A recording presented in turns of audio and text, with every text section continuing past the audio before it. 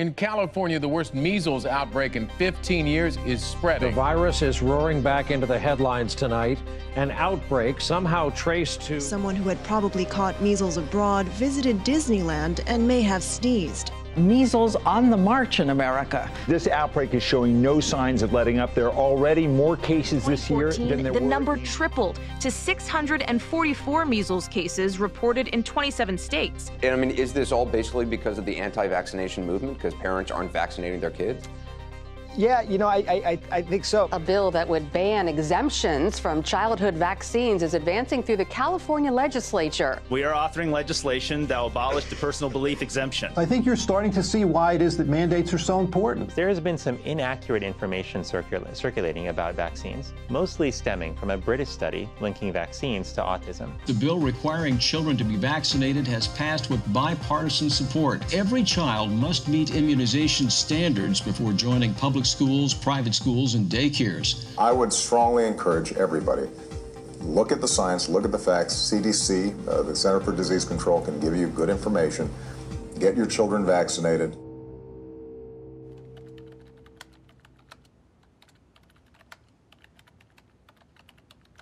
I have waited a long time to tell my story, and I want to tell it truthfully. I was involved in deceiving millions of taxpayers regarding the potential negative side effects of vaccines. We lied about the scientific findings. The CDC can no longer be trusted to do vaccine safety work. Can't be trusted to be transparent. The CDC can't be trusted to police itself. Just a few thoughts.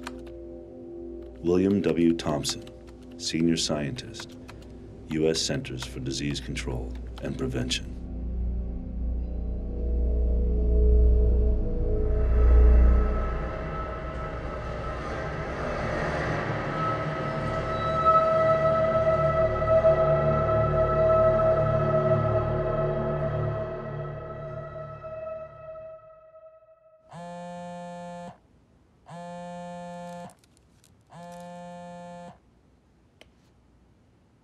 Hello? I was sitting at my desk where I teach at Simpson University. My phone rings, and it's Dr. William Thompson. Brian, you and I don't know each other very well. I don't know how this is all going to play out. You have a son with autism, and I have great shame now when I meet families with kids with autism, because I have been part of the problem.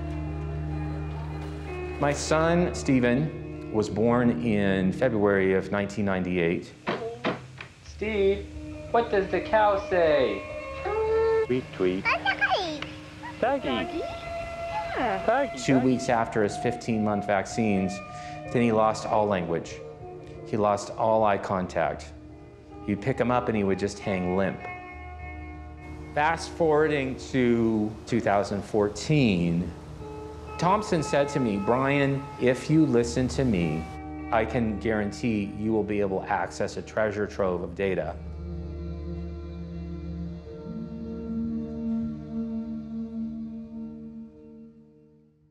So I want to be a resource. I want to be valuable to you. I want you to have someone in the system. For years, I had been trying to crack this edifice of the CDC and just getting little glimpses of what was not right. The CDC has put the research 10 years behind. Because the CDC has not been transparent, we've missed 10 years of research because the CDC is so paralyzed right now by anything related to autism. We begin, though, as always, keeping them on it. Breaking news tonight, just hours ago, the British medical journal BMJ did something extremely rare for a scientific journal. It accused a researcher, Andrew Wakefield, of outright fraud. I got a call on the 19th of May 1995 from a mother telling me the story of her child, his regression into autism following a vaccine. And I said, how can I help you? I know nothing about autism. You've come through to the wrong number. And she said, "No, doctor, my child has terrible gastrointestinal issues and no one will take them seriously." I was an academic gastroenterologist doing research with a particular interest in Crohn's disease and ulcerative colitis, inflammatory bowel disease. I knew nothing whatsoever about autism. When I was at medical school, it was so rare, we weren't taught about it. We heard a succession of stories which were very, very similar. Medicine is about pattern recognition, and there was a clear pattern emerging. So we decided, a group of us, including the world's leading pediatric gastroenterologists at the time, led by Professor John Walker-Smith, decided that these children merited thorough investigation. Well, Dr. Wakefield has been shown used absolutely fraudulent data. He created a fake paper. The journal allowed it to run. All the other studies were done, showed no connection whatsoever, again and again and again. So it's an absolute lie that has killed thousands of kids. And what we discovered and reported for the first time was this link between what appeared to be a novel type of intestinal inflammation and autistic regression in previously developmentally normal children. And among those, the majority had regressed into autism, according to their parents, following the measles, mumps, rubella vaccine.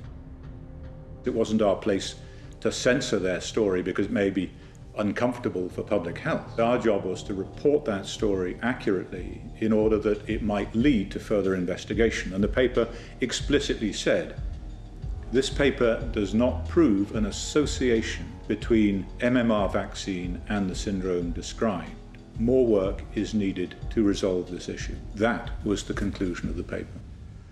As an investigative medical journalist, I've spent the last 7 years working on one of the best medical talk shows in the world. We know in medicine that there have been many, many studies proving that vaccines do not cause autism. But the problem I have always had with that is thousands and thousands of parents all telling the same story. My child got a vaccine, usually the MMR vaccine, and then that night or the next day broke out in a fever. And then when they came out of the fever, lost speech, lost the ability to walk, basically regressed into what we know as autism and never came back. When a CDC scientist who'd been there at that time 17 years tells you this is how you access data, it didn't take me very long to realize, oh, I better do what he says because he knows what he's talking about. I just want to tell you one thing. Right now, I'm sitting in a very pretty position in terms of providing you a lot of information. He asked me, what data sets are you going to request? And I said, well, I'm going to request 2 of the studies that you've done on thimerosal, the mercury-containing preservative that's used in some of the vaccines. And he said, well, that's fine, but I want you to request the MMR data set first. And this is the study by Frank DiStefano and his colleagues in 2004. It was the one study where we could end up creating a mess while the CDC tried to sort out something they couldn't understand. The day Billy got the MMR was a living nightmare. It was the worst day of my life, to be honest with you. I came in and I saw him lying in his cot, listless. He started this uncontrollable shaking. Imagine coming out of a frozen pond. His eyes were doing this and he was shaking like this.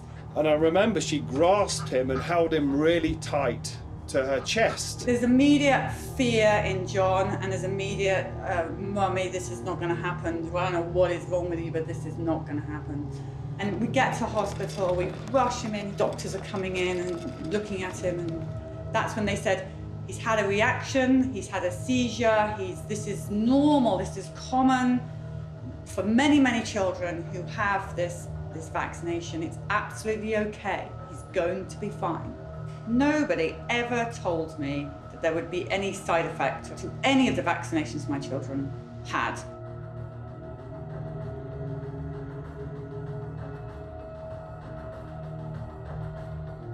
Following his febrile convulsion that he had the same day of the MMR, we were told to take him home. He slept in the bed with us for the night. He seemed just very, very sleepy. In fact, he didn't really ever wake up to the Billy that we had before. My oldest son, Ian, was born normal, developing normally. He was this beautiful boy, and we ended up at our 12-month visit, which is his 1 year. Then they gave him multiple vaccines at once. And within 7 days, he had 104 fever and a rash all over his body. He had previously been noted in our videos, home videos, that he was walking and actually running at that point. 7 days after the vaccine, he was no longer able to do that.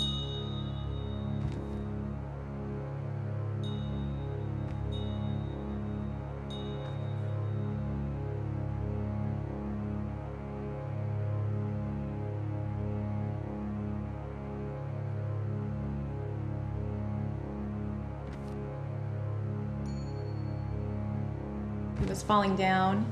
He became a really sick little boy. So the question for those of us investigating autism is age of exposure to MMR a risk for autism? And in order to understand why that might be, you have to understand something of the history of MMR vaccine. In 1987, there was an MMR vaccine that was being used in Canada, produced by SmithKline Beecham. And that vaccine caused meningitis. It was recognized quickly, and that vaccine was withdrawn in Canada. However, in the same month that it was withdrawn in Ontario, it was licensed in the UK. The name was simply changed from Trivirix to Pluzirix. In the UK, it was used for 4 years, and likewise, it caused meningitis and had to be rapidly withdrawn. There was a public outcry. There was an acute loss of confidence by the public in vaccine policymakers, and the vaccine should, at that point, have been destroyed. It wasn't. It was then shipped to developing countries like Brazil, where it was used in a mass vaccination campaign. And there was an epidemic of meningitis, which was entirely predictable. The Institute of Medicine is a body of scientists and physicians that review the available data on vaccine safety and then advise our government on vaccine research policy.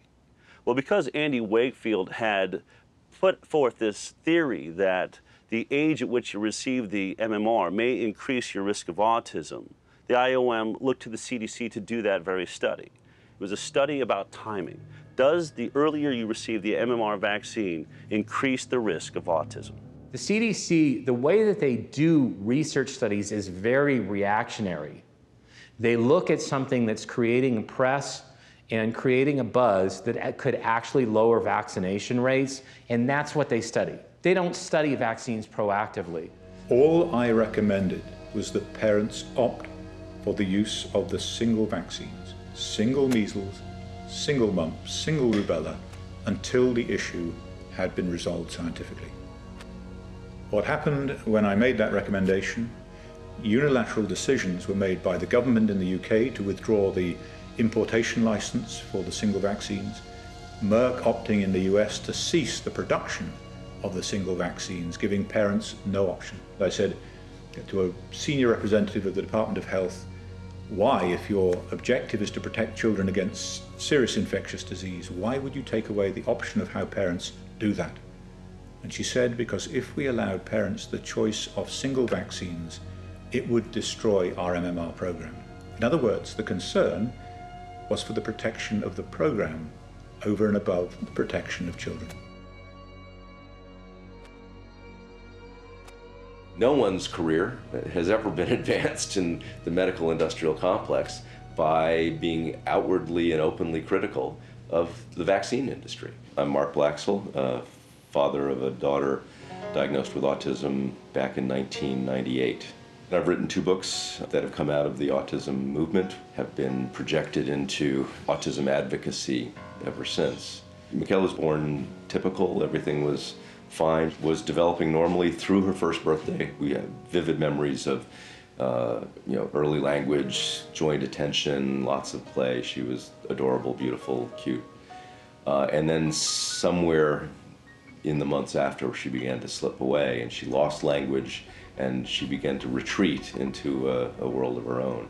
And at 2 years, 9 months, we got a formal diagnosis of full syndrome autism. It was a hopeless, pessimistic future that was laid out in front of us. She was going to be disabled for the rest of her life, likely to be non-vocal in an institution, and that the best thing we could do was to accept the inevitable. Part of the story we heard from the Harvard experts was autism was genetic. It was low and relatively constant prevalence. The more I learned, the more clear it was that that whole orthodox view was false, completely false. Revolutions only happen in science when there is an anomaly that the old orthodoxy can't explain. With autism, the anomaly was the explosion in cases, which meant that what people were trying to describe as a genetic, neurologically based condition couldn't be genetic. It could only be environmental. It could only be some set of things that had happened to children. And you had to ask the question, what might it have been? When I originally got the MMR autism data, I came up with my own analysis plan, and I stepped through logically and systematically how the data should have been approached. I looked first of all at males versus females. Then I looked at black males. The relative risk of them receiving an autism diagnosis was astronomical, and it was highly statistically significant. I really had to scratch my head and say, I know nothing about the MMR vaccine. And so that's when I originally called Andy. Wow. Really? After everything that had happened, everything we'd all been through, everything that the families had suffered for the last 15 years, and the CDC had known all along there was this MMR autism risk. As I started to divulge more of the conversations, then I think it really hit him that this was a major crack in the wall of the CDC. The first thing that Thompson did was to plot a graph of percentage of children vaccinated against age at first MMR vaccination. The children with autism are represented by the pink line, the children without autism by the blue line. Now, if there's no link between early MMR and autism, those two lines should track together, whatever the age at first MMR. Now, they do track together until they get to 15 months, and then they separate, and they continue to separate thereafter. This was their first indication that MMR vaccine was causing autism. And that finding alone rocked Thompson back on his heels. Bill Thompson looked at African Americans. He saw that those African Americans that got the MMR on time were 2.64 times more likely to get an autism diagnosis than those African Americans that received the MMR after 3 years of age. Just like the African American children, they went into the room and they sliced and diced the data in an effort to get rid of that effect. This is Colleen Boyle's meeting notes, how they plan to present the data by these age groups. That after the fact, when the data are in, she writes reformat, and then she puts in new age groups. Even this failed to achieve the desired effect, since in the end they simply omitted the relevant findings from the paper altogether. I was just looking at that, I'm like, oh my God, I cannot believe we did what we did. But we did. Yeah. So it's all there. It's all there. I take him to see the pediatrician that I know. And she looks at me, she closes the door, and she whispers, she says, Sheila, I believe he has autism. I said, what? Like Rain Man? She says something like that. I'm going to refer you out to a neurologist. And we go see the neurologist the next week. He says he has every classical symptom of autism. I do not believe this. I was angry. When he was explaining to me what Candace autism is, he told me he was born that way. I said, no, he wasn't.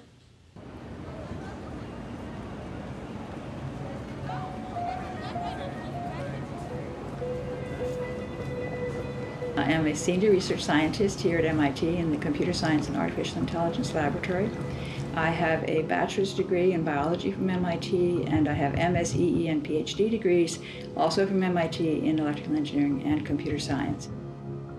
I became interested in autism a long time ago when my best friend at the time had a son who was diagnosed with autism following a DPT shot. He ran a high fever after the shot, seizures a week later, and then was later diagnosed with autism. We have to accept the fact that autism is new, that before 1930, the rate of autism in the world was effectively zero.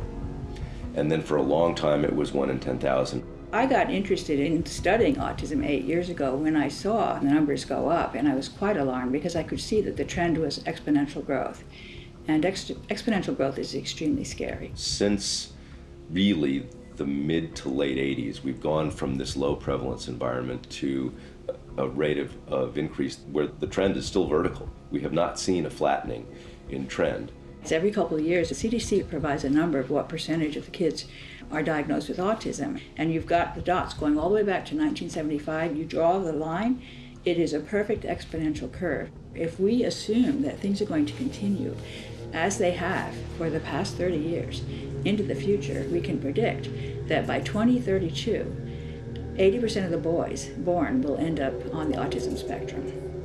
Half the children, 80% of the boys. In the fall of last year, I got a call from an inside source who told me that in 2 weeks there's going to be a whistleblower from the CDC who's going to come out and say that the CDC had committed fraud on the MMR study and that they knew that vaccines were actually causing autism. I mean, that's a huge story. Unfortunately, it was a story I would not be able to tell on a medical talk show because a lot of our funding was coming from the pharmaceutical industry. And we were also very good friends with the CDC who had appeared on our show many, many times. But I knew that once this story broke, 2 weeks later, that the mainstream news media would pick it up. Fox would be on it, CNN would be on it, MSNBC. And we're talking about the biggest medical story in the last decade or two, at least. So that 2 weeks came, and I watched the blogosphere go crazy. Tweets, Facebook, social media, everybody talking about it. But not one mainstream media source went anywhere near the story. In fact, on CNN, someone put the story up on iReport, and CNN took it down. And at that moment, I realized, wait a minute. Not only is my medical talk show being produced by the pharmaceutical industry, all of television is. We were never going to get this story.